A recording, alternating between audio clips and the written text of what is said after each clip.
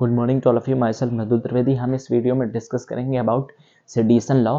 इसके पहले हमने वीडियो में पार्ट 45 पॉलिटी में डिस्कस किया था about the doctrine of chilling effect, जिसमें मैंने बताया था कि डॉक्ट्राइन ऑफ चिलिंग इफेक्ट वो होता है कि जो हमारे आज़ादी के पहले प्री कॉन्स्टिट्यूशनल एरा के जो लॉज थे, जो ब्रिटिशियन ने बनाए थे, तो उन लॉज में जो भी ऐसे लॉज थे जो अगेंस्ट द ह्यूमन राइट्स थे, मतलब जो हमारी पीपल्स के अगेंस्ट लॉ थे, जैसे कि फॉर एग्जांपल कि अगर जो गवर्नमेंट होती थी उसके अगर विपक्ष में कुछ भी कोई बोल देता था तो उसको जेल हो जाती थी। इस टाइप के जो लॉज थे, तो इन टाइप के जो लॉज थे, कोई न्यूज़पेपर में कोई भी पब्लिशर कुछ भी अगर पब्लिश करता था जो कि इंडियन पीपल होता था ब्रिटिश गवर्नमेंट के विरुद्ध, तो फिर उसे जेल हो जाती थी, या बहुत तरीके से प्रताड़ित करते थे।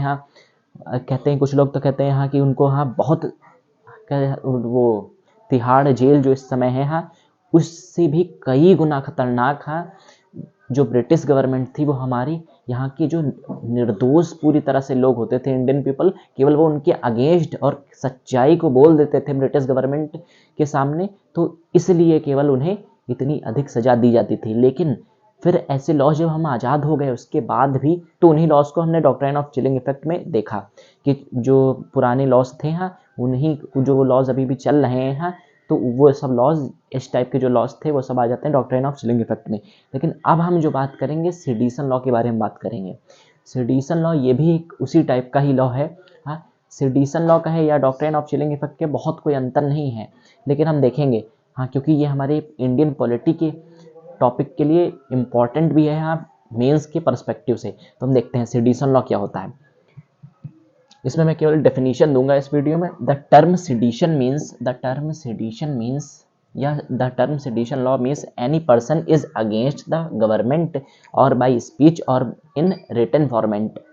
देखो, अगर कोई भी व्यक्ति या कोई भी संस्था या कोई भी ऑर्गेनाइजेशन जो कि हमारे इंडियन गवर्नमेंट के विपक्ष में है, जो कि गवर्नमेंट के विपक्ष में कुछ भी बोलेगी, जैसे फॉर एग्जांपल कोई भी अगर बिल के विपक्ष में या अगेंस्ट में कुछ भी बोल दिया, चाहे वो रिटन फॉर्मेट में हो, न्यूज़पेपर में पब्लिश करवा दिया या न्यूज़पेपर में खुद ही पब्लिश कर दिया अगर वो रिपोर्टर है, तो क्या होगा, उसे 3 साल की 3 साल की या 3 इयर्स की इम्प्रिजनमेंट होगी, जेल हो जाएगी।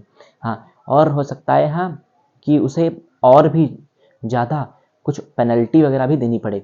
लेकिन फिर जो ये सेडिशन लॉ था, इसमें जब ये बाद में लोग जब जाने आने बहुत सारे केसेस आए, तो इन लॉज को अनयूजफुल बताया, कहा ये लॉज जो हैं ये ठीक नहीं है। लेकिन ये लॉ जो है ये हमारे लिए ज़रूरी भी है कहीं ना कहीं, क्योंकि अगर ऐसा नहीं होगा तो हमारे इंडियन गवर्नमेंट को बहुत सारे, अगर हम देखें तो जो नॉन सिटीजन्स हैं वो लोग हमारे इंडिया में आएंगे और हमारी इंडियन गवर्नमेंट के विरुद्ध कुछ भी बोलेंगे, जिससे क्या होगा कि जो हमारी इंडियन गवर्नमेंट है वो बदनाम होगी, यहीं की वो सिटीजनशिप ले लेंगे।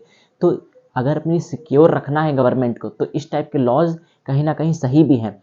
लेकिन यहाँ पे सेडिशन लॉ को एक एनिमी के तौर पर देखा गया है। कैसे देखते हैं, मैंने बताया कि जो सेडिशन लॉ है, उसका मतलब होता है कि कोई भी पर्सन ऑर्गेनाइजेशन अगर गवर्नमेंट के विपक्ष में, चाहे वो रिटन फॉर्मेट में हो, चाहे वो किसी भी स्पीच कोई भी दे, उसमें अगर गवर्नमेंट के अगेंस्ट फीलिंग आती है, तो क्या होगा, उसे जेल हो जाएगी या 3 साल तक की सज़ा हो जाएगी। और जो इसमें इम्पॉर्टेंट बात है कि it is non bail offence, मतलब ये जो क्राइम की लिस्ट में से शामिल किया जाएगा और इसमें बेल भी नहीं दी जाएगी। कब तक? 3 साल तक।